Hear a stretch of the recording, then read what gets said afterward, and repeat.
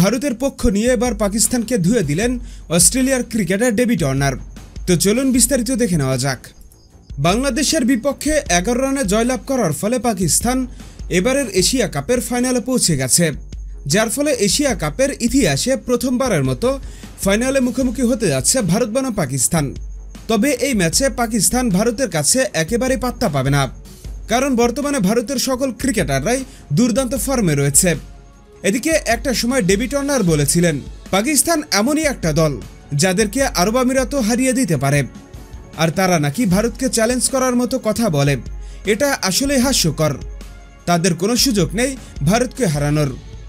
আর Asia কাপেও David ওয়ার্নারের এই কথা হয়তো সত্যি হয়ে যাবে। হ্যাঁ বন্ধুরা, আপনাদের বলছি, আপনাদের কি মনে হয় ফাইনালেও কি ভারতীয় দল পাকিস্তানের বিপক্ষে জয়ের ধারাবাহিকতা ধরে রাখবে? আর ডেভিড ওয়ার্নারের কথা কি সত্যি হবে? এখনই আপনাদের মতামত আমাদের কমেন্টস বক্সে লিখে জানিয়ে দিন। আর আমাদের ভিডিওটি ভালো লাগলে অবশ্যই লাইক শেয়ার করুন এবং আমাদের চ্যানেলটি সাবস্ক্রাইব করে আমাদের সঙ্গে থাকুন। ভিডিওটি দেখার জন্য আপনাকে অসংখ্য ধন্যবাদ।